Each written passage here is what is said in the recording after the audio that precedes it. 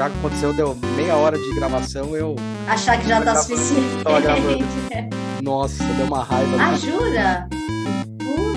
Olá, meu nome é Hulk Chanel, sou professor universitário, design de produto, sócio criativo da Atom Studios, youtuber e podcaster. Eu tô aqui com a Luciene. Pra quem acha que um bom perfume só tá nos frascos, tá muito enganado. Tem muita coisa que seduz a gente por esse sentido olfativo e é sobre isso que a gente vai trocar uma ideia aqui e vai tentar entender como as marcas, elas expressam isso e seduzem a gente de maneiras totalmente diferentes. Luciene Ricchiotti é publicitária, pós-graduada pela ISPM São Paulo, especialista em perfumaria, consultora nas áreas de comunicação, desenvolvimento de produtos com fragrâncias e criação de marcas olfativas. Ganhou ampla experiência profissional em cargos de criação e gestão em diversas agências de grande e médio porte do país. Foi redatora e diretora de projetos especiais na BBN Internacional, Business Brand Network. Atual diretora acadêmica da Estação Perfume Atelier, atua desde 2006 como professora universitária na graduação, pós-graduação e MBA nos cursos de Comunicação e Administração de Empresas, nas faculdades FAAP São Paulo, Unip, Exanc e Unesp. Atual professora e curadora do curso de Branding Olfativo da ISPM Tech. Autora da Samus Editorial e editora Matrix,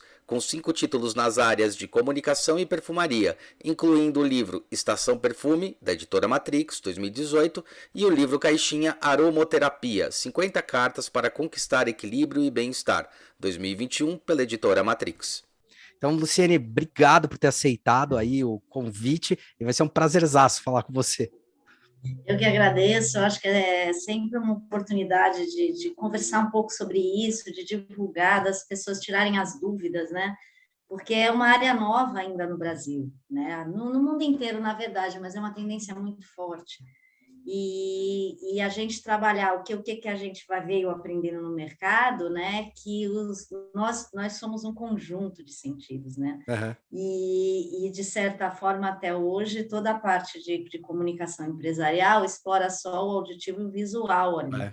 Só essa E, parte de sinestésica, repente, né? Tem várias outras. sim, e tem muitas outras e que se completam, né? E que aí que a comunicação fica melhor. Michel Serret, que é um filósofo francês, Tá. o livro dele sempre me impressionou muito, que ele diz assim, porque eu sou redatora de formação, né? Ah, que legal. E a linguagem, para mim, você vê, eu estou com uns 5 livros já, a linguagem, Sim, eu sim, adoro verdade. escrever, adoro, né? Verdade. E ele sempre me incomodou muito, que ele diz assim, a linguagem anula os nossos sentidos, tipo, ela bloqueou, quando veio a linguagem, a gente se foca tanto nela, que a gente acaba esquecendo de perceber o cheiro das coisas, mas tudo isso influencia a gente. Sim. Mesmo sem a gente querer, mesmo sem a gente perceber. E eu acho que quanto mais o marketing veio começando a trabalhar as emoções, mais ele descobriu que a emoção ela vai muito além da linguagem. Então, você criar um vínculo afetivo, tem coisa, tem cheiro, tem toque. A nossa memória emocional, ela não é assim, eu gosto tanto daquela pessoa, uma vez ela me falou isso, abre aspas. Não é assim que rola, entendeu? Então você fala, eu gosto porque... Nossa, porque eu gosto. Mas o que você gosta? É um conjunto, né? É o cheiro, é o tom de voz, é o toque, é o olhar. Então, é um monte de coisas. É completamente sensorial. O ser humano, ele trabalha todos os sentidos ao mesmo tempo. Quer você queira, quer você não, a sua memória emocional está sendo formada, vinculada aos cheiros, principalmente aos cheiros, que a gente aprendeu aí nesse caminho, né? O homem primata trabalhava especialmente o olfato no cérebro, se desenvolveu e começou a cuidar das emoções também. E é a mesma região. Que louco. Por isso que a gente... É louco isso, é a mesma região do cérebro que controla as emoções, percebe o olfato. Por isso que o nosso olfato, a gente diz que é o mais emocional dos sentidos. Ah, é? O mais emocional? É o mais emocional, porque você entra numa cozinha e sente um cheiro de bolo saindo. Aquele momento ratatouille, né? Momento ratatouille, né? Ratatouille, Você vai lembrar do bolo da sua avó, você vai lembrar... A gente gosta ou não dos cheiros pela nossa memória emocional só. Porque é pela emoção que eles são capazes de nos despertar. Esse é o grande diferencial e o grande valor que o marketing olfativo, que uma marca olfativa vem agregar num trabalho de branding, que é conseguir criar uma memória emocional vinculada à sua marca muito forte. Mas faz parte de um trabalho de dar poder para uma marca. Cara, isso é muito incrível, né? Eu lembro que quando eu passo na... Você fez eu lembrar de duas coisas, né? Uma coisa foi o livro aquele Rápido e Devagar, Duas Formas de Pensar, que ele coloca justamente isso, né? Os dois sistemas, aquele sistema que é eu ainda não dei nome para as coisas, eu ainda não dei simbolismo, não dei significado, eu simplesmente sinto, e daí você vem com o sistema 2 que dá uma bloqueada nessa história, né? Falar, não, eu tenho que botar valor, ou sentido, ou significado para as coisas, né? E uma outra coisa que eu lembrei, que foi a primeira vez que eu comecei a entrar em contato com isso, não faz muito tempo, né? Uns 10 anos, sei lá, quando eu passava na frente da loja da Nike, e tem aquele cheiro característico da Nike. As empresas, elas trabalham fortemente com isso. Tem a ver com o quê quando se faz um estudo olfativo? Tem a ver com, por exemplo, a Nike e a Adidas, elas vendem o mesmo produto. Só que o brand, o posicionamento estratégico, como ela se coloca mercadologicamente, é diferente. Um é esporte, performance, e o outro é mais underground, né? Que seria a Adidas. Mas os dois estão vendendo a mesma coisa. Como eu faço isso olfativo? É justamente isso. É a personalidade da marca e do que ela quer despertar em relação na parte de características dela é que diferencia uma da outra. Porque a marca ela tem um posicionamento. Né? Então, a gente vai falar, uma marca olfativa, quando vem Adidas na sua mente, vem uma determinada personalidade. Perfeito. E quando você pensa na marca Nike, é uma outra personalidade. Como, por exemplo, a gente vai falar de uma Coca-Cola, né, também. O próprio estudo de branding trabalha exatamente isso, a persona, né? Que personalidade minha marca tem. No curso, eu ensino como a gente transporta isso para a parte olfativa. Eu uso os arquétipos de Jung. Tá. Por dois caminhos, que é justamente o que dá a personalidade. O primeiro passo, essa questão de que branding não é ter uma marca forte, pelos grandes especialistas, pelo neuromarketing. Lembra aquela velha história da Coca-Cola e da Pepsi? Sim, o teste cego. Eu começo o curso falando disso. Eu falei, isso aqui era um problema dos anos 60 que a gente não sabia resolver, não sabia responder. Então a Pepsi comemorou pra caramba, toda a propaganda foi o melhor sabor, na opinião dos consumidores da Coca, nosso sabor é melhor. Mas e daí? Por que as pessoas continuam comprando Coca? Sim. Né? E eles não explodiram em venda, né? Então surgiu 1000 teorias, ali várias assim que surgiram na época, especialistas tentando explicar. A Pepsi era um pouco mais doce, então no primeiro gole a pessoa ali prefere, mas tomando o refrigerante, e tudo isso foi por terra quando a gente descobriu que a preferência por uma marca ou outra é devoção. A Coca foi uma marca, sem saber de toda essa teoria que a gente sabe hoje, né? E criou um vínculo emocional com o consumidor tão gigante que não importa se o gosto do outro é melhor. A criança foi criada ali desde pequena com aquele vínculo com a Coca-Cola, muito mais do que a parte emocional da Pepsi conseguiu fazer. Talvez esse jeito mais da comunicação dela, de bater mais de frente, não é por acaso que, tipo, o Norman Rockwell criou o Papai Noel Vermelho pra Coca, né? Sim, pois é, né? Quer dizer, desse lado afetivo deve ser muito forte. Você vê o quanto, né, ela se usou de figuras extremamente fortes emocionalmente para as crianças, né, que é o grande público dela, porque depois continua tomando pro resto da vida. É porque daí vira um valor afetivo, né? Para criar emoção. Comfort food. Então, o branding, o que ele é? A forma que a gente dá poder para uma marca. O que é uma marca com poder? É uma marca que tem vínculo emocional. Aí entra o nosso sentido do olfato. Eu sempre coloco isso, eu acho engraçado, né? Assim, no universo do design, especificamente design gráfico, trabalho bastante com brand e tal. Se um aluno fosse criar a marca da Coca-Cola, ele ia tirar 0. Eu sempre falo isso, né?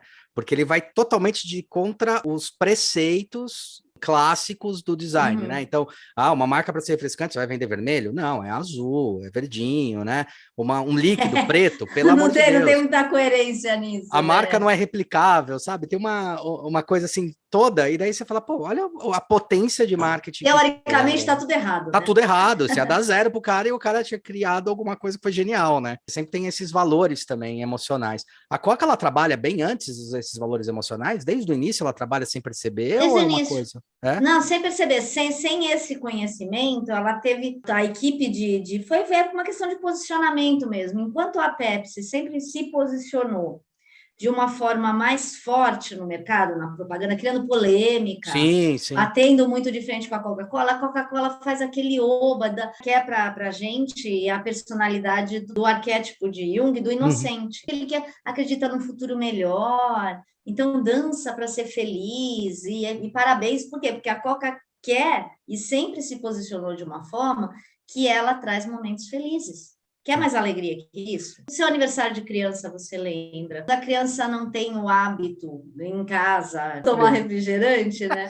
Eu tenho uma história tão boa, deixa eu te contar, porque a minha filha tinha uns 2 aninhos e meio, 3, né? Ela foi sair da casa do meu cunhado, passou pela mesinha, era um aniversário, né? Ela passou pela mesinha de centro, baixinha na altura dela, e fez assim numa Coca-Litro, virou pro meu cunhado e falou assim: tio Lele, deixa eu levar lá em casa, não tem.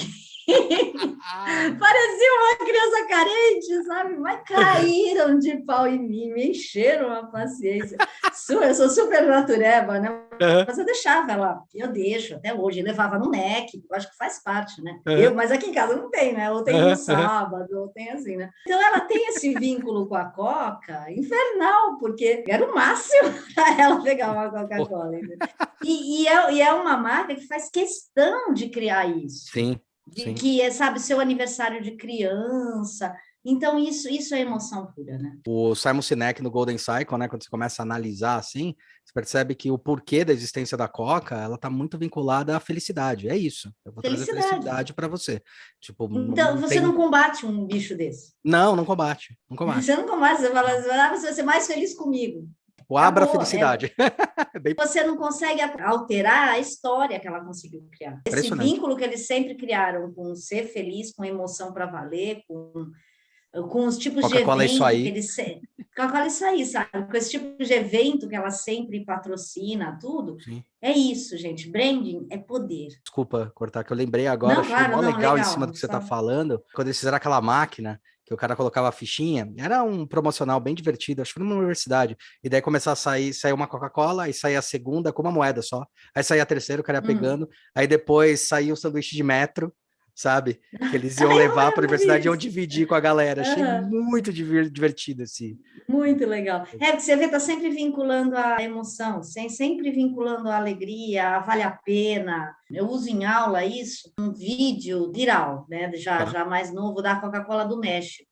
Tá. Eles começam contando a história, falam assim, olha, nós pegamos o homem mais velho do mundo, que na época era um senhor de 113 anos, que eu quero estar igual a ele com 113 anos. Aí aparece ele, né, falando assim, depois some para mandar uma mensagem pro bebê mais jovem do mundo. E aí vem o áudio dele enquanto o nenê está nascendo, né? Que legal.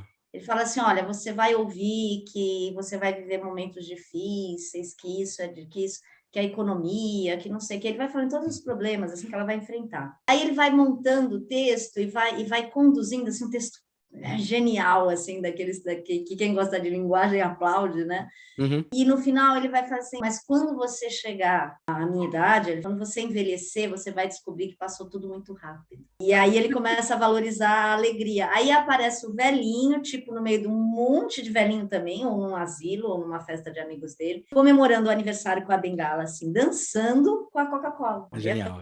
É um posicionamento de ingenuidade, que é o arquétipo do inocente mesmo. Nunca tinha olhado para esse lado. Que é lindo. O mesmo fez a Nike, se você comparar a Nike em relação à Adidas. A Nike, ela tem um posicionamento de vínculo emocional com conquista, o próprio Just Do It, né? Você realizar, pega aquelas mega estrelas e faz vídeos de quanto eles transpiram, quanto isso, que ele consegue que você projete a sua emoção naquele texto, naquele vídeo. Parece várias mulheres em várias situações, atletas, né?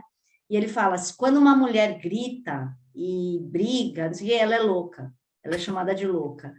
Quando uma mulher desafia e faz não sei o que, faz não sei o que lá, ela é chamada de louca. E ele vai colocando assim, né? Aí ele vai pondo 1000 atletas dessas pequenininhas, uma ginasta, a Serena Williams, já com não sei quantos grandes slams, para ter filho e volta ainda para ganhar, louca. Aí ele fala louca. A mulher vê isso, se identifica de um jeito do preconceito que ela sofre, sim. que não tem como você não perceber que essa marca entende você. Eu deixo os alunos no final criarem uma marca, escolherem uma marca e criarem juntos as notas que representam aquele arquétipo. Tá. Então a gente vai fazendo as análises, e a Nike assim, é o do herói. A deusa da vitória, né? Nick. É a deusa da vitória, entendeu? É a do herói, é das pessoas que se desafiam. Mas quando a gente usa tão claramente assim a personalidade da marca, é simples a gente conseguir identificar o público. Isso é metade do caminho andado para criar a personalidade olfativa da marca. A personalidade olfativa da marca, ela tá mais relacionada ao que eu vou sentir quando eu sinto o cheiro do que necessariamente um tipo de perfume. Por exemplo, não dá para falar vai ser amadeirado ou não, vai ter que entender o que isso representa para a marca. O amadeirado para uma Nike deve ser diferente do amadeirado para uma Coca-Cola, sei lá. Cada nota olfativa tem uma personalidade também. E Tá. também está vinculada, aí é uma outra área de Jung, ao nosso inconsciente coletivo. Tá, perfeito. Então, a gente estudando os perfumes pela história, por exemplo, tem notas que estão extremamente vinculadas de forma universal, que entram naquela questão de universalidade emocional, né?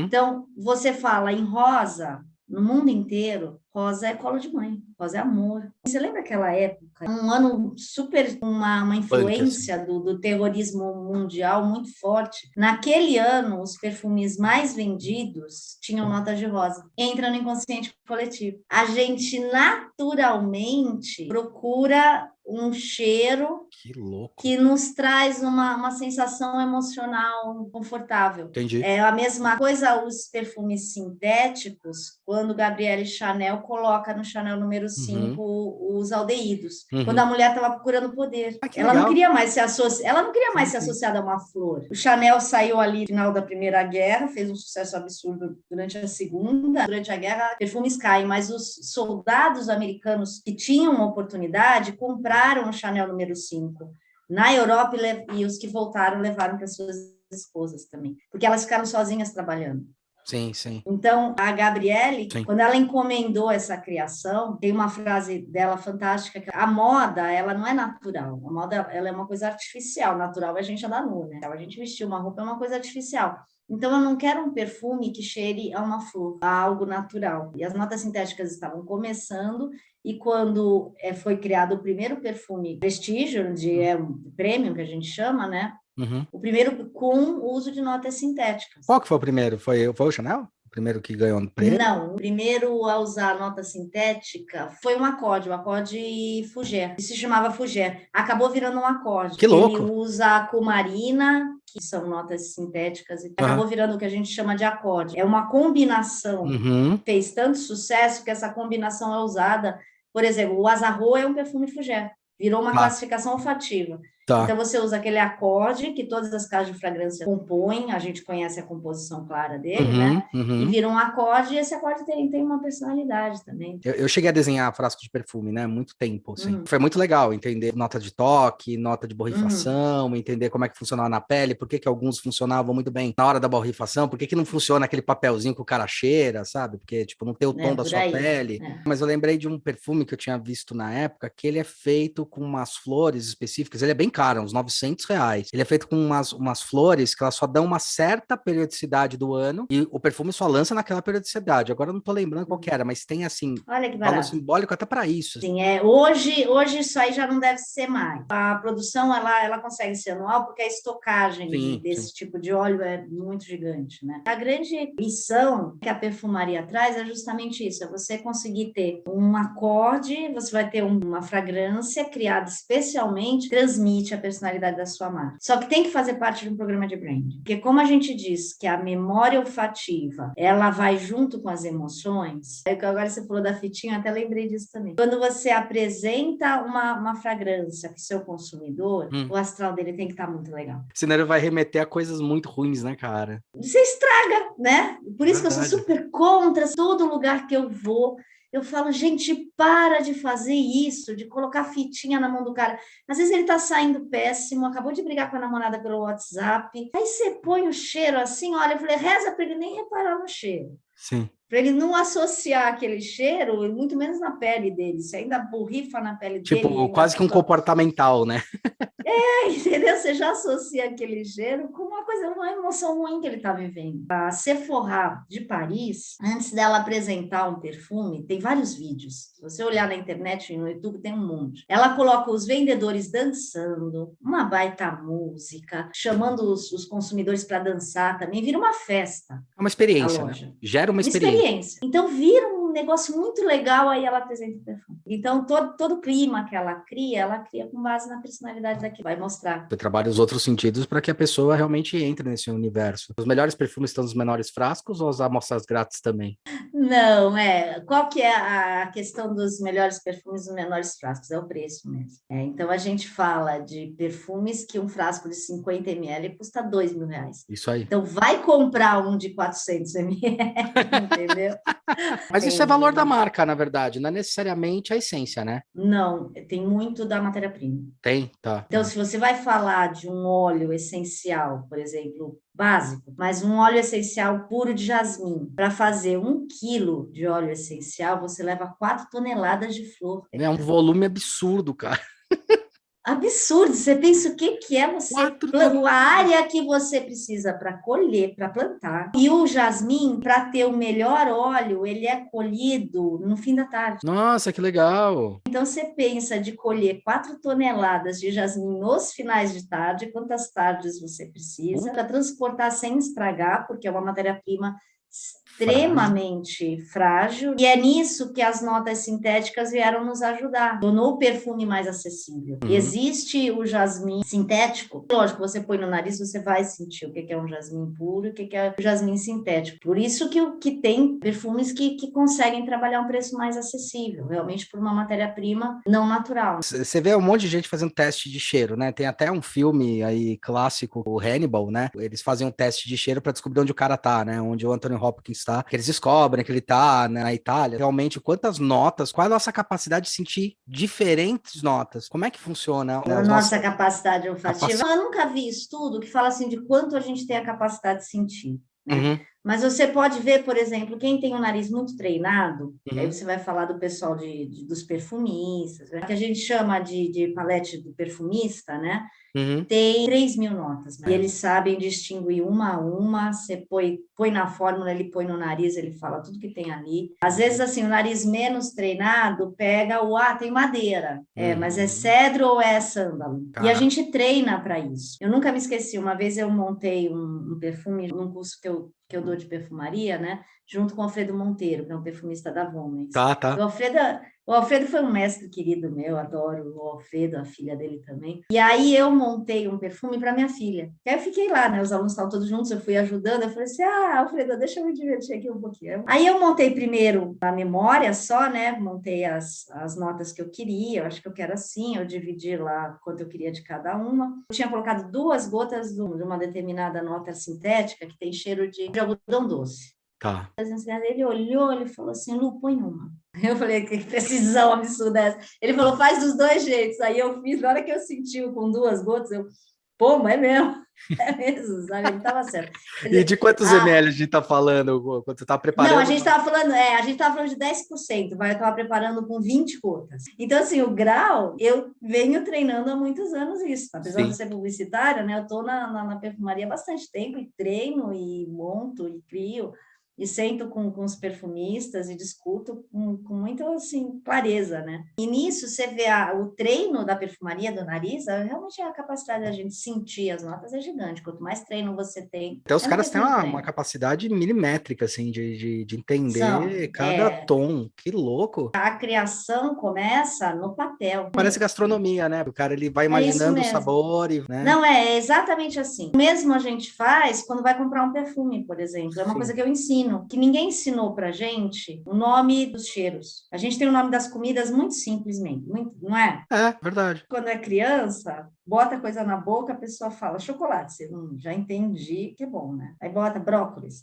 Mas aí você sente um cheiro. Aí ninguém fala assim, isso é flor do campo, ou isso é rosa. Na comida também. A gente mostra pra criança qual é o cheiro da sálvia. Não, isso. Né? Qual que é o cheiro da salsinha? Qual é o cheiro do coentro? A ideia do livro Estação Perfume surgiu disso. Ela precisa dar um vocabulário. O consumidor brasileiro ama perfume. É verdade. Mas ele entra na loja e fala assim, eu gosto doce. baunilha é doce, cereja é doce. Na sobremesa, você sabe nomear o doce que você gosta. Sim, Ah, não gosto de doce de leite, eu gosto de chantilly. verdade. E no perfume, como que você nomeia o doce que você gosta e o doce que você não gosta? A madeira que você gosta e a madeira que você não gosta. Aí a vida vai ficando mais divertida. Porque essa dificuldade a gente tem com a apresentação de marca para cliente. É um trabalho de educação olfativa. Uma das coisas que todo mundo me pergunta no curso, que nem faz muito parte da grade, é assim, como é que eu apresento isso? Porque entra não gosto, não gosto. Não é isso. Não é. Eu acho que dentro do design é a mesma coisa. Sim, sim. É sair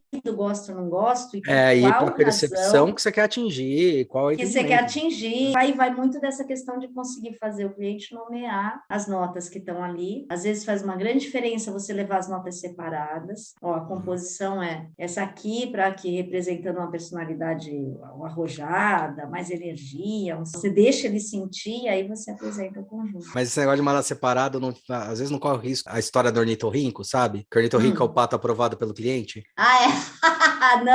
Não, porque ele vai ver tudo junto.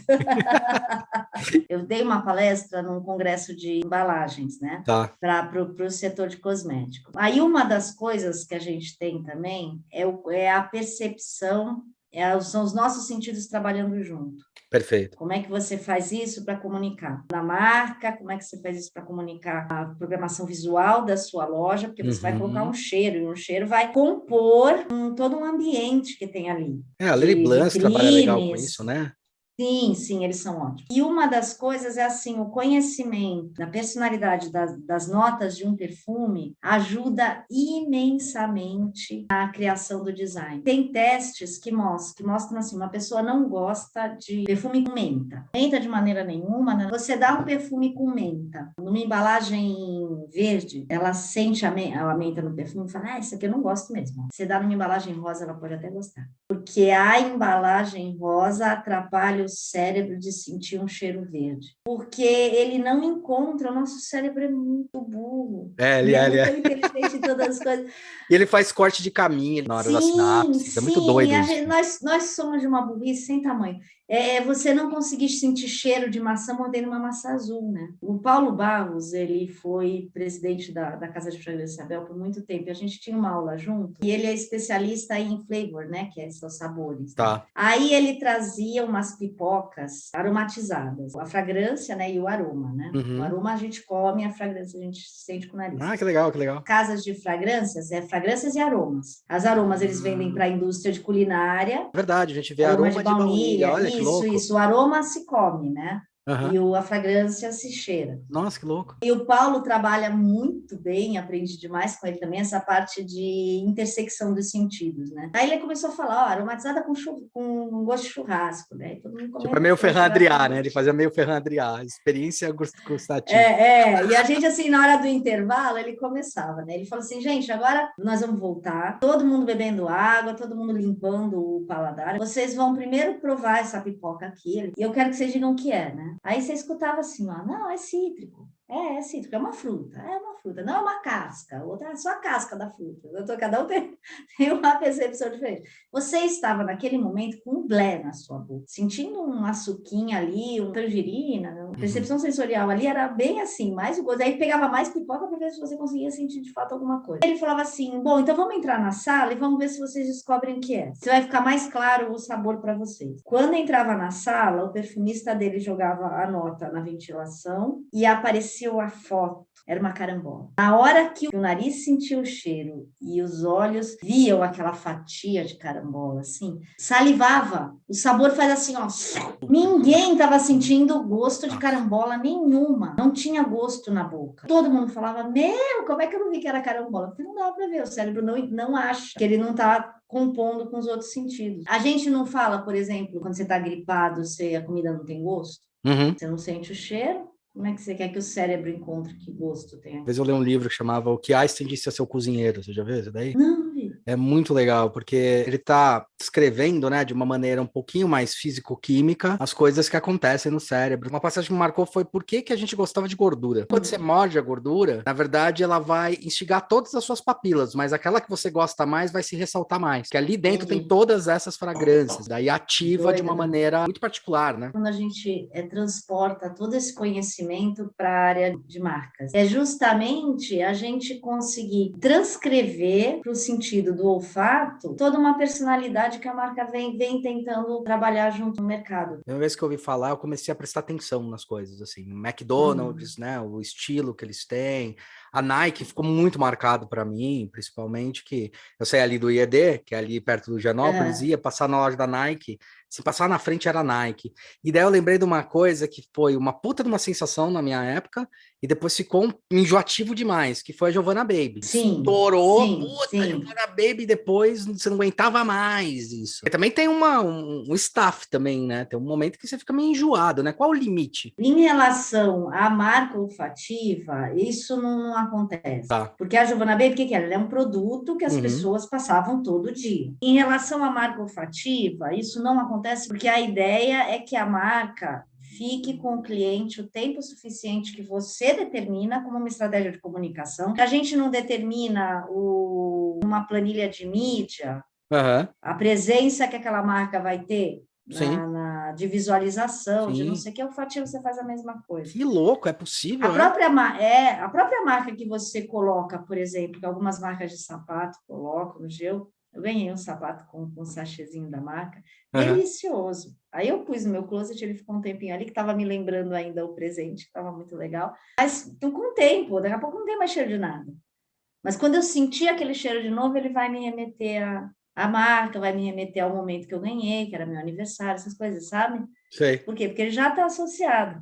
Porque não é para a pessoa ficar lá usando que vai fazer diferença na sua vida. Não é. A marca é a mesma coisa, até cansa, né? Sim. Até cansa não só o cheiro, e como a gente também perde a capacidade de sentir. Carro novo tem cheiro mesmo? É feito o cheiro para carro novo? Não é. É ao contrário. O carro novo tem um cheiro, que na verdade é cheiro de plástico. Plástico com borracha. Borracha. E você o que você faz? Você sintetiza aquele cheiro para fazer um perfume com cheiro de carro novo. Entendeu? É ao contrário. Não foi criado um perfume com o cheiro do carro, foi sintetizado do que é o cheiro. Existe uma máquina para fazer living. Ele é um captador de moléculas do ar. Aí ele puxa essas moléculas e essas moléculas podem ser analisadas e criada um óleo sintético com aquele cheiro.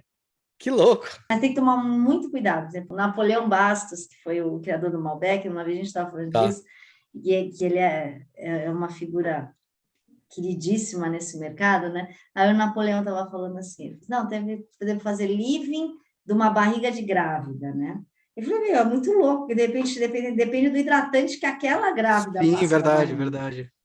Né? E dependendo e ele fala de alguns foras que já foram dados homéricos, assim, tipo, passar alguma coisa, eles querem fazer um living de um amanhecer na floresta tropical, sabe? Então, põe a máquina lá, enquanto está nascendo o dia, vai ter aquela coisa de orvalho, vai ter um cheiro verde muito forte, aí vai embora, né? Um cheiro um pouco aquoso, terroso, né? Que a terra, quando começa a bater o sol, levantando todo aquele cheiro de terra.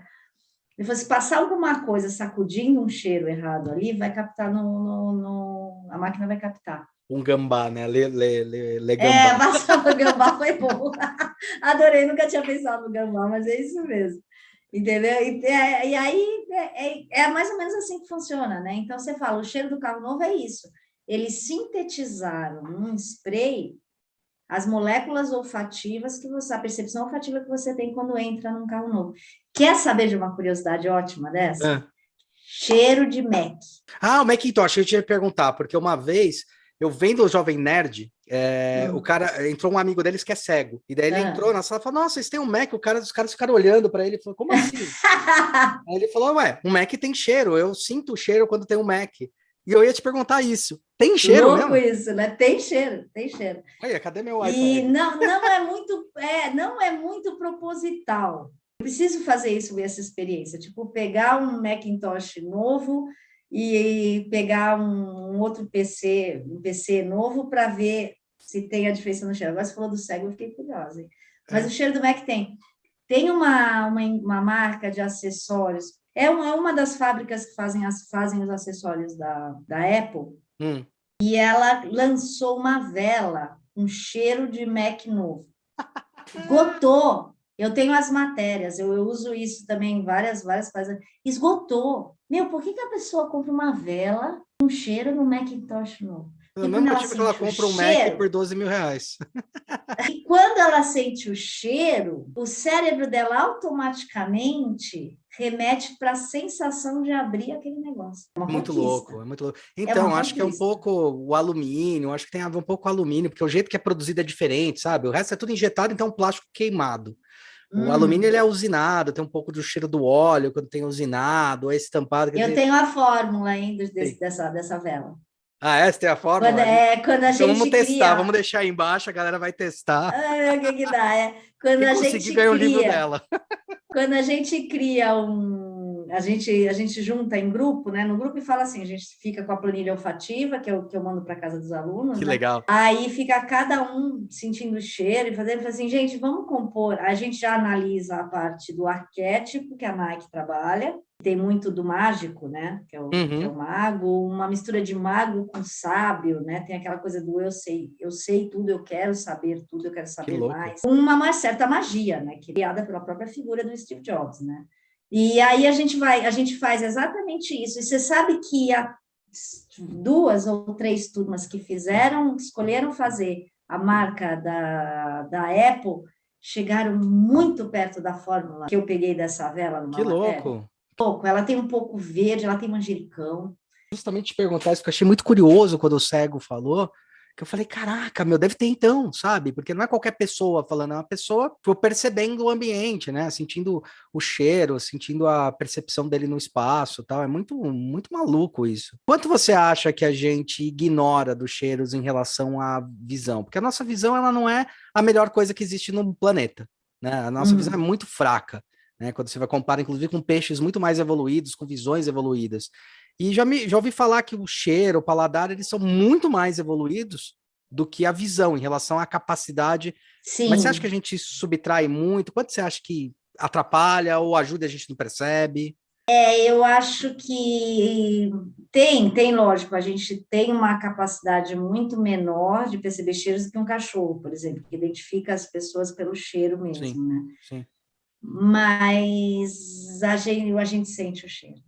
Quando você faz estudo só visual, né, que quantos elementos você vê por dia, acho que são 40 mil elementos que você vê, mas você fixa X, né? Cheiro também deve ser alguma coisa, assim, absurda, né? Absurda. Agora, o que a gente aprende em relação ao olfato? Quanto mais a gente conhece, por exemplo, eu adoro dar o curso tanto de marcas, quanto sempre que a gente fala de... É uma jornada de autoconhecimento. Sim. As pessoas automaticamente começam a analisar por que elas gostam daquele cheiro. E elas vão encontrar lá atrás uma situação que ela viveu com a avó, uma situação que ela viveu quando teve o nenê, sabe? Que a mulher viveu quando teve um nenê, ela vai encontrar a nota do perfume predileto dela nos melhores momentos da vida dela.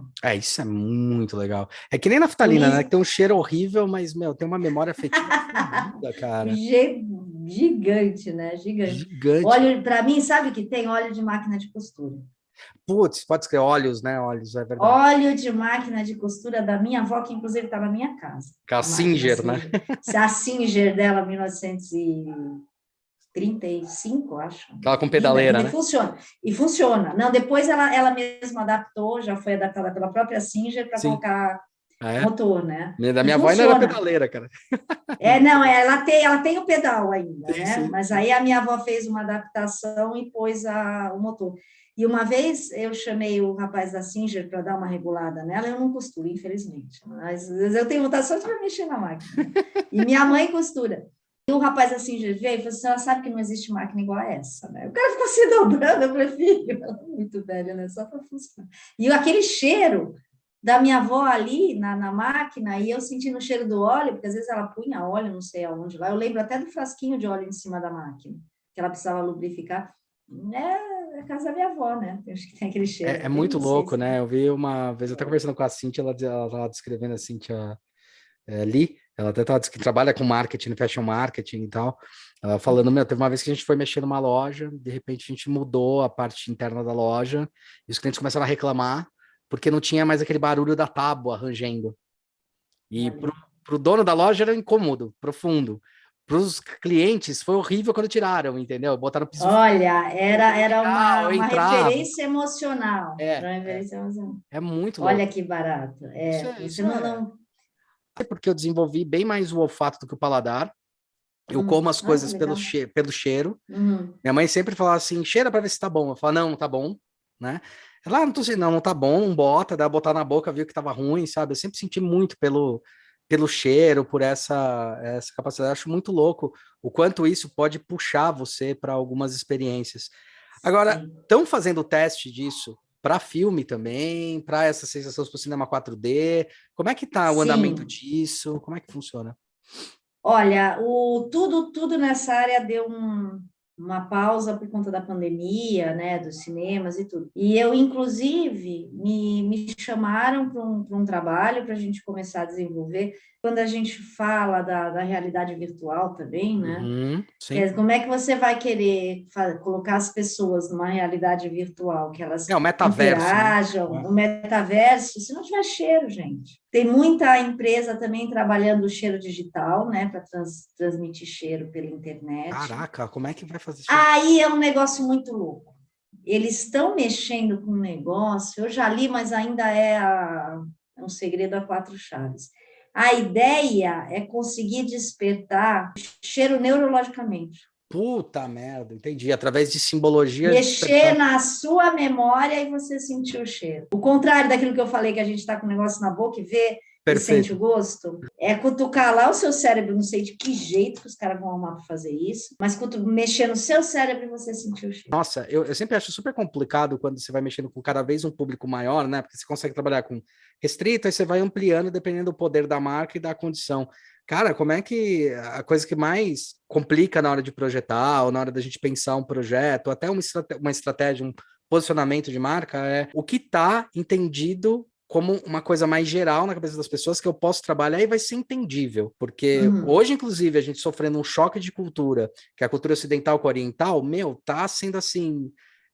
tem coisas muito antagônicas, sabe? Em percepções, assim. É verdade. Com o passar do tempo e da própria, por exemplo, a percepção que as pessoas têm dos cheiros mundiais. Você sabe que existe isso também, né? Na parte cultural, né, a gente tem, desde muito antes, desde que o Brasil é Brasil, vamos dizer assim, desde que o tempo das grandes descobertas, onde a Europa já ia habitualmente à Índia pegar especiarias. Perfeito. Era uma coisa, um comércio muito forte. A Rota das Índias, né? Acharam aqui por acaso. Rota das Índias, tem o nome de Índia por causa disso, pô. Pegou uma calmaria, o cara veio pro lado errado. Exatamente. Que a gente tem conhecimento dos cheiros que tem lá, né? E que a gente usa nos perfumes orientais, por exemplo, da família oriental. A gente tem uma série de associações emocionais que nós fazemos com alguns perfumes orientais. Os orientais da baunilha, os orientais dos especiados, que é uma outra categoria também, né? Massalas trabalha bastante. Que a gente usa isso, e o que a gente usa demais nessa construção de marca. Ele está online, eu faço tudo isso na planilha olfativa que eu mando, né? Que doido. Mas tinham 2 etapas. Você vai ver, você vai participar de você vai ver que massa. Não, todo mundo vai puxando e vai sentindo os cheiros, porque a gente vai começar a fazer a associação com as personalidades, né, de cada marca. É muito legal, é muito legal. Aí eu vi, no outro dia, um colega da curso minha falando, 2 horas de palestra é muita coisa. Eu falei, filho, são 6 horas no curso online, né? E ninguém tira o olho, porque eu vou trabalhar a parte sensorial muito forte, né? Não dá para falar de marca olfativa sem eles estarem sentindo cheiro. Não dá. Nossa, que Então, cada cheiro que eu falo está na mão deles, né? Para a gente poder interagir, então fica muito legal, porque eles realmente conseguem ultrapassar essa barreira digital, né? Ia ser legal você depois fazer o teste, talvez até desenvolva melhor, né? Se for parar para pensar, talvez ajude a desenvolver melhor até o lado olfativo, na hora que for sentir efetivamente, né? Sim, pode ser. Se isso não, se fica melhor assim, no presencial, esse curso é assim, sexta-noite eu dou o curso de branding. Lá na é mais ou menos SPM, a né? mesma coisa. Na SPM. Lá na SPM, Aham. eu dou curso de brand. Aí a gente fala toda essa questão de poder, eu uso os conceitos do marketing, do neuromarketing dele, Tá, né? Do tá. como e por que Neurobrand, consumimos, neuromarketing e tal. neurobrand, é isso. O branding sensorial também, que ele tem um livro sobre isso, são conceitos muito, muito avançados já nessa área. Então, eu fui ver uma coisa teórica e falei assim, agora a gente vai ter que usar. Então, eu falo da questão do poder, da emoção, uso esses vídeos da Nike e tudo. Por quê? Porque, às vezes, os meus alunos, às vezes, são perfumistas. Então, eles não têm o conhecimento do branding. Então, quem Perfeito. está lá e é publicitário, é da área de marketing e tudo, já essa parte domina mais, mas você precisa juntar as duas, né? Uhum. Aí, no dia seguinte, o sábado de manhã do presencial, é no Mercado de Pinheiros. Ah, que A legal, gente, a irado. gente chega no Mercado de Pinheiros, marca lá Irado. 8, acho que é 9 horas da manhã. Aí chega todo mundo e eu começo a dar aula naquelas mesonas, sabe? Puta, que E irado. Olha explico, só, e caralho. explico o que é que nós vamos fazer ali, né? Aham. Entrego o papel de exercício na mão, junto todo mundo em dupla, e falo assim: olha, aí eu dou um arquétipo para cada dupla. Ah, que legal. Aí que eu explico a parte da personalidade da marca, né? Eu falo assim: vocês vão vestir o arquétipo. Então, Uhum. quem vai pegar o tolo, por exemplo, pensa que você é uma criança que quer se divertir. É o seu momento fã, entendeu? Você vai olhar para isso aqui e ver a Disney. Uhum. Então, você vai entrar nos lugares e vai ver o que te atrai. É o processo de empatia e Visualmente, alteridade, né? Você vai é desenvolver. isso mesmo, Você vai vestir o olhar do outro, principalmente o nariz do outro, né? O que atrai uma criança quando ela entra no mercado de Pinheiros ali, né? Para onde ela vai? Aí eles já foram na loja de doce, na caramelo, aí vai, cada um vai fazendo as suas. Tudo isso tem cheiro, né? Sim. Aí a dupla que pega o governante, né?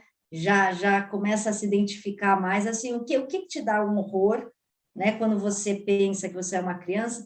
Aí um já em vários cursos assim, um dos meninos que pegou o tolo falou: gente, quando eu entrei na charutaria, me deu aquele cheiro de vô que fuma charuto em cima de você, sabe? E aí, assim, você vê como a gente vai sentindo, né? Que é meio universal esse tipo de Sim. coisa, tanto dos arquétipos, que o Nino sabia muito bem o que ele estava colocando ali. São 12, vamos lá, vamos ver se vai tudo junto. O tolo e o inocente, que são diferentes, São os né? O antagonistas, tolo são os antágonos, né? São sempre. Trabalha com esse antagonismo, né? Sempre.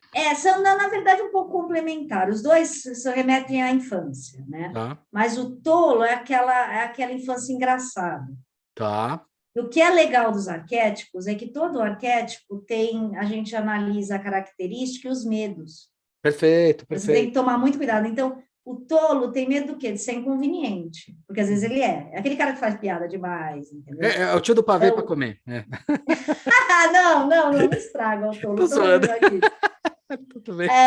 O tolo, sabe que ele é MM? É Sim, tolo sim. total, né? Aquele fazendo, tirando as cores, não sei o que. É a brincadeira. O tolo Uhum, é um lado brincalhão, uhum. né? Da criança que aqueles pirulitos enormes, assim, tudo isso tem cara Perfeito. de tolo, né? Marshmallow, é a criança que quer brincar, quer se divertir, quer dar risada. Perfeito. O inocente é a criança que quer sonhar, Tá. é a criança que pensa nas fadas. É a Coca-Cola total, é Disney. Disney é Sim. inocente total, que faz você sonhar com um mundo melhor. Que aí você fica que nem boba lá olhando aquela festa de fogos, né? E fica todo mundo assim, porque, né, é uma inocência muito grande, né? O mundo é Sim. lindo, né? Aí a gente tem o governante, que é o poder. Nesse governante, você vê como é engraçado que o mundo vai evoluindo, né? Sim, sim. Tudo Sim. muda, né? A O percepção. governante antigo, se a gente for falar de uma perfumaria old school, é madeira, é tabaco, é uísque, mas se você pensar num poder mais moderno, Contemporâneo, vai. você vai entrar nos caras da internet, o pessoal do Google, não vai dizer que esse cara não tem poder? Pra Esse cara caramba. governa o mundo, o cara Sim, governa o mundo, ele puxa o negócio da tomada, nós estamos fritos aqui, sim. entendeu? Ele sabe mais do que eu, do que eu pesquisei no ano passado. Aliás, tem um livro sensacional que é O Poder do Hábito, que mostra isso, né? É isso mesmo. Target fala, sabia que a menina estava grávida antes do pai saber que a menina estava grávida. Esse é um dos cases. Cara, é isso mesmo, entendeu? É um absurdo. Então hoje tem esse governante também, né? Então tem que saber dosar, qual a idade, vamos lá, e a personalidade onde trabalha o seu governante. E não tem nunca assim, a gente fala masculino e feminino, não, é a personalidade. É a personalidade. Então, o herói é a mulher também, sim, o homem também, a gente fala. Essa é a magia. Todos nós temos esses arquétipos dentro de sim. Uns a gente se identifica um pouco mais num determinado momento. Alguém já cansou de ser herói, entendeu? E falou, vamos parar com isso. Aí vamos lá. E tem o cuidador, é aquela pessoa que pensa no outro. Todas as marcas associadas à saúde têm uma personalidade de cuidador. De nós tratamos melhor você, o seu bem-estar está aqui dentro. Então, para você construir uma marca olfativa para esse perfil de público, você usa notas que abraçam, você usa notas que confortam. A gente entra nos chás, a gente entra naquele cheiro de comidinha caseira. Aliás, uma vez a gente estava fazendo uma marca para um cliente agora, começou a identificar, o objetivo dele era o chamate, ele queria entrar no Sudeste, e o objetivo dele era derrubar o café, ou fazer as pessoas, ao invés de tomar o café, tomar o chá. E na pesquisa qualitativa que a gente foi fazer, foram 3 meses de pesquisa, levantamento de dados, a gente falou, cara, esquece o café é outro momento das pessoas, o café é o momento do parar, é outra coisa, tem um valor muito mais potencializador aí. A gente descobriu que as pessoas bebem mais chá do que café na quantidade, quando você compara... Olha que legal. Quando você compara mulheres, homens e tudo, você descobre que chá, assim, vence, sabe? De longe. E o chá, ele tá associado a você dar aquele momento do relaxamento, o café não. O café é o momento da é verdade. E daí fala, então vamos trabalhar esse momento da pessoa querer relaxar. Então, muitas pessoas que tomavam chá não tomavam café, mas pessoas que tomavam café, muitas delas tomavam chá. É isso que a gente chá, entendi. E qual o momento, Olha né? que interessante. Vai descansar, o momento é que vai relaxar. E aí foi muito engraçado, porque ele falou, nossa, legal você ter falado isso. 3 meses depois a gente levantando os dados e tal. O cara, ele falou, puta, legal você ter falado isso, o produtor de chá. Porque realmente os dois têm cafeína. Eu falei, não, eu sei. Mas a cafeína do café, ela potencializa muito rápido o corpo humano. E a cafeína do chá, ela, na verdade, vai descendo esse nível aos poucos. São 2 tipos de ação diferentes que a cafeína. Só me fala isso 4 meses depois. Né? Para entender qual é a diferença. Não, adorei. O sedutor, que a gente chama de o amante, né? O amante sempre deu uma grande confusão, né, nos cursos. Porque o amante é o Dom Juan, a grande personalidade do amante. Então, é aquele da sedução mesmo. O amante não é do amor. Né? O amante é a questão de todo sedutor. Então, uma nota de uma marca que tenta passar toda essa sedução da mulher e do homem, né? Então, tem notas que remetem claramente a ações de sedução, né? Uma mulher sabe que perfume ela vai usar, que não vai seduzir. Sim. Né? O homem também, né? Sim. Não, de todo o caminho, o que a gente faz? Ajuda a entender o ser humano. O Napoleão mesmo tem uma frase que ele diz, eu não entendo de perfumes, eu entendo de pessoas. Perfeito. Você não consegue criar uma marca que tenha afinidade com o público se você não entender perfeitamente aquele público. Perfeito. Medos, desejos, sonhos, angústias. Então, você tem que colocar essa marca a serviço desse universo, que é extremamente rico, né? Que é extremamente complexo e cheio de idiosincrasias. Nossa, gostei dessa. E a gente faz o tempo todo a união dos arquétipos, e depois eu entro naquela parte que eu estava comentando com você, o inconsciente coletivo. Nossa, isso é legal. Esses 2 conhecimentos ajudam a gente de uma forma extremamente positiva para construir mesmo a personalidade da marca.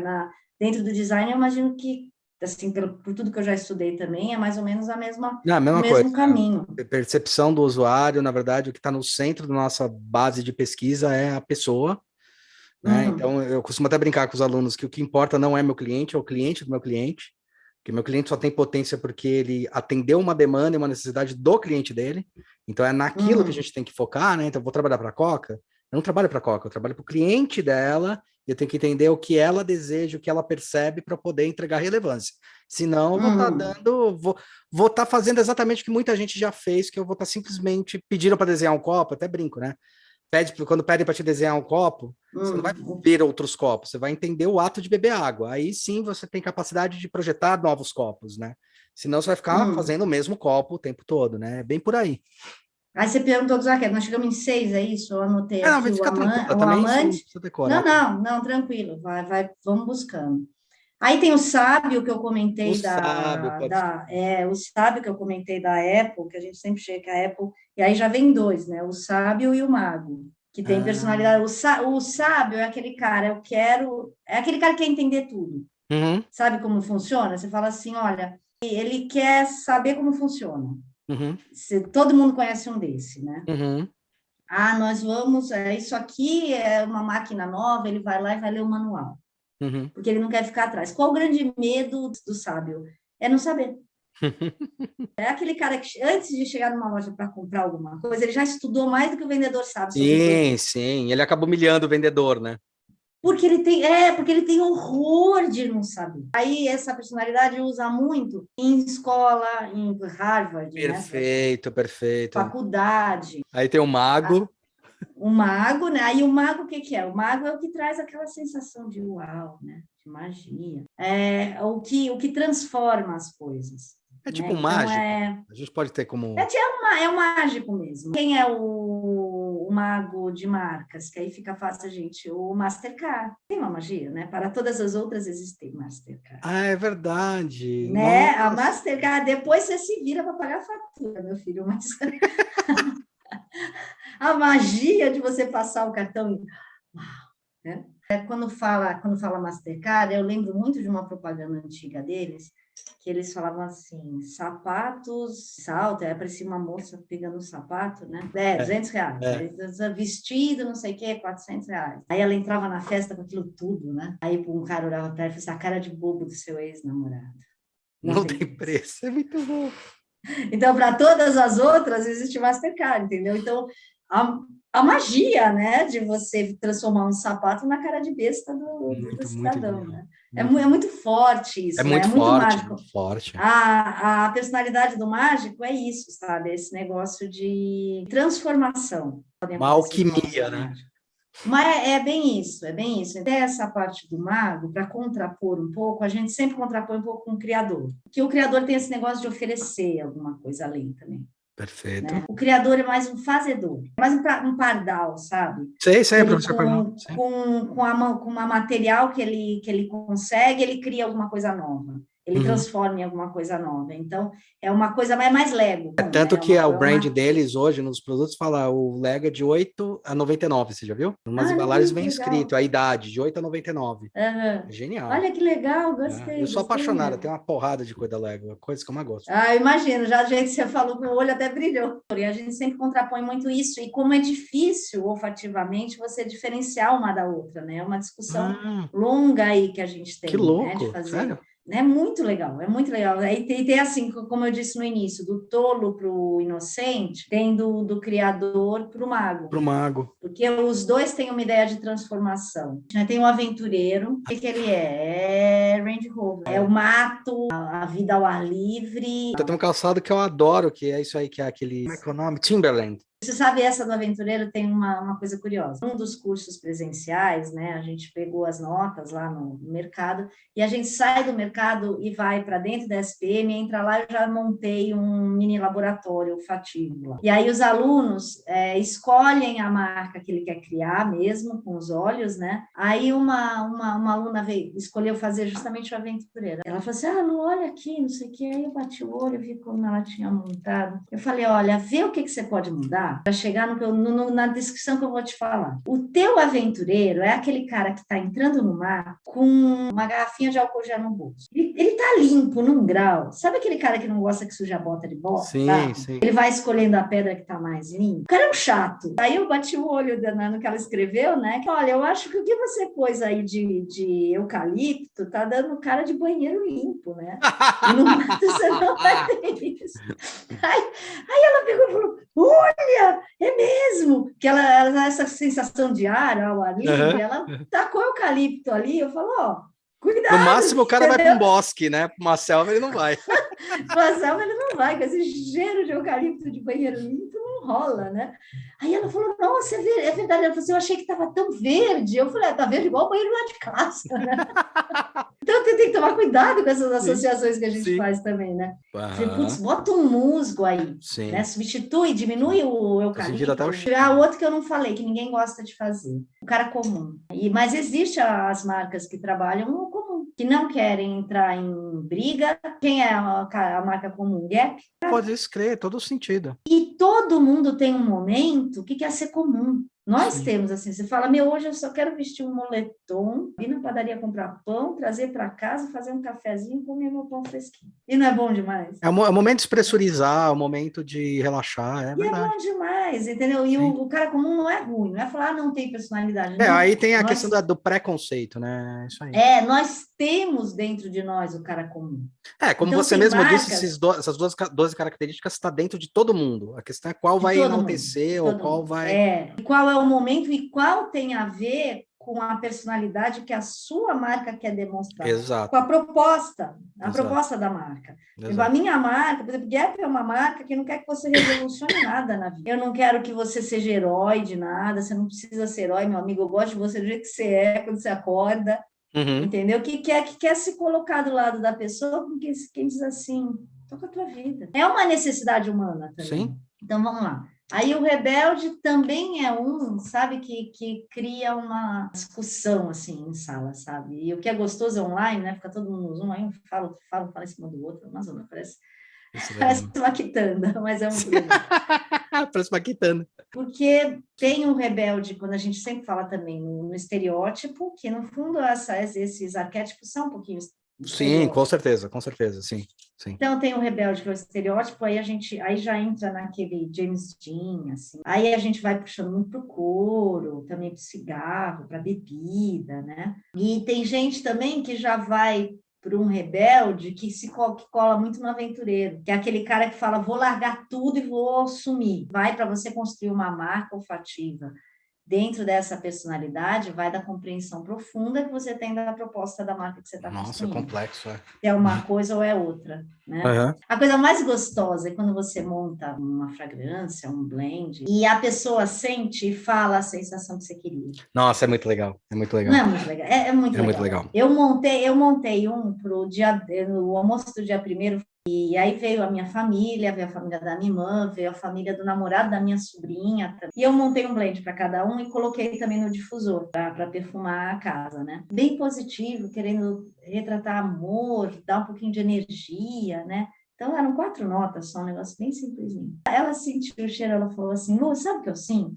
Eu sinto que eu ganhei um abraço porque eu tô indo para um lugar muito legal. Eu falei, nossa, era isso que eu queria. Genial. Eu estou trabalhando num projeto agora da marca de um banco. Na verdade, esse banco já tinha uma marca olfativa criada, né? Eles não queriam perder isso, só que ao mesmo tempo eles não queriam apresentar como ela foi colocada já há alguns anos atrás. Foi um trabalho de trazer a marca para um pós-pandemia, que é para as agências físicas de contas VIPs, né? Tem outro projeto que esse é mais divertido ainda, que é para produto para sex shop, né? Aí esse é muito divertido, gente. Muito, muito, muito. Montando, vai recebendo os blends também da casa de fragrância, né? Passando e testando com as pessoas. Aí uma moça fez assim, falou, nossa, eu quero esse aqui na periquita. Eu falei, meu Deus! Eu falei, olha, acertamos, viu? Estamos legal.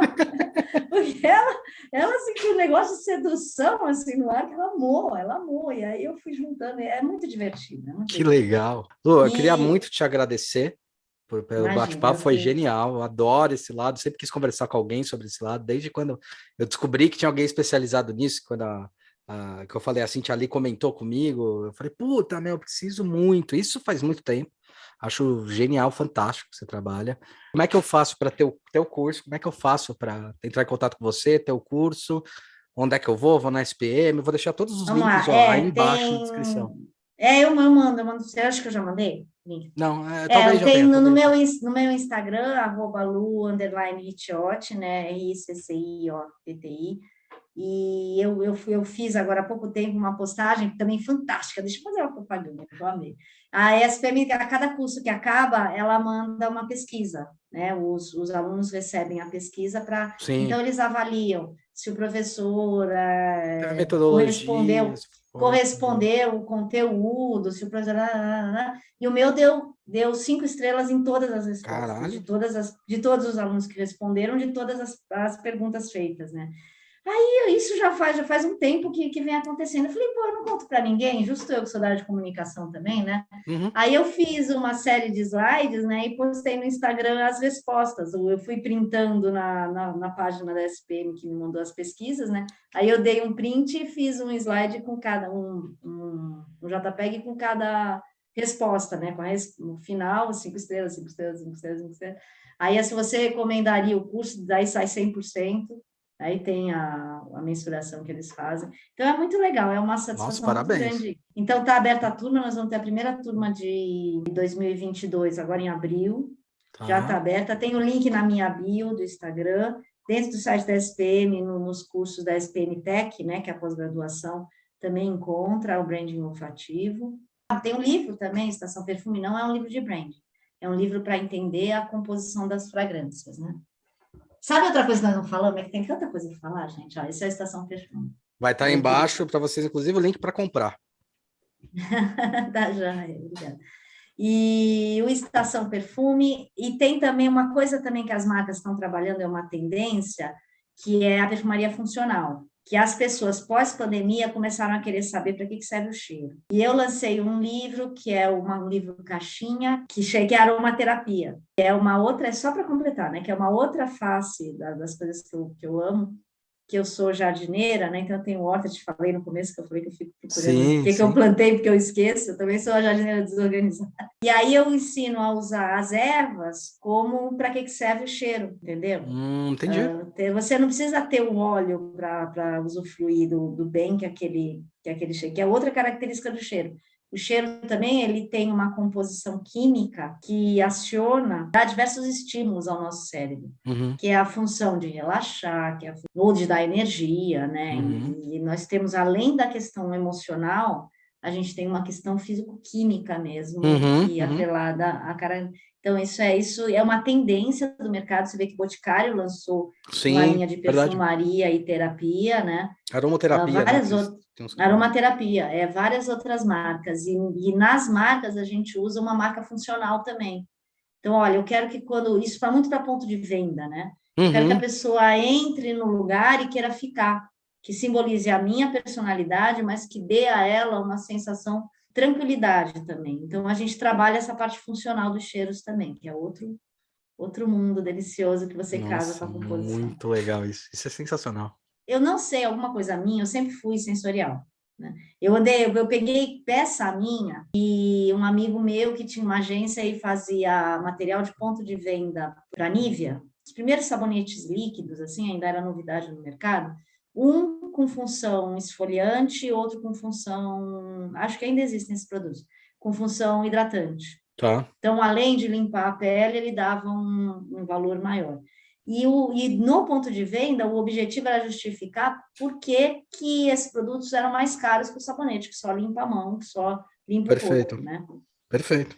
Aí a gente trabalhou de uma forma sensorial, nas peças, a embalagem do esfoliante era feito na textura arenosa, que fica grossa que nem uma lixa, né? A foto do hidratante tinha o verniz UV, que dava aquela sensação de óleo, que ele vinha com óleo de amêndoa, Perfeito, né? é o touch. É. Então a gente trabalhou sensorialmente isso. E tudo isso veio para mim dessa forma, né? Eu começando a trabalhar assim, um dia eu fui convidada como professora da FAP eu fui convidada para cuidar de um curso da área de marketing em perfumaria, dentro legal. do perfume, aí foi um abraço, aí eu entendi tudo, sabe? Aí eu comecei a entender de perfumaria, que eu sou apaixonada desde criança, e a perceber que era muito fácil traduzir tudo que eu escrevia no fácil cheiro. para você.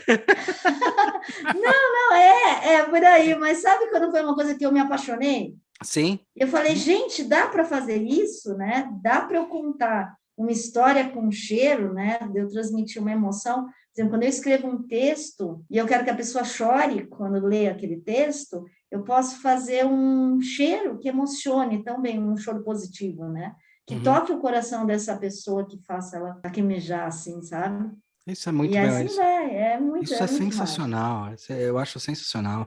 Eu gosto de estudar muito o que eu costumo brincar com os alunos, que eu brinco, depois eu explico por quê, mas eu falo, é a não linguagem. Eu sei que é uma linguagem, mas é aquela linguagem que eu ainda não dei nome, não dei sentido, não dei, né? É uma coisa que acabou ficando um vício, eu dou de exemplo, que é a luz, né? Então você tem. Por que a luz quente ela é para você relaxar, né? Não é porque ela é para ser feita para relaxar.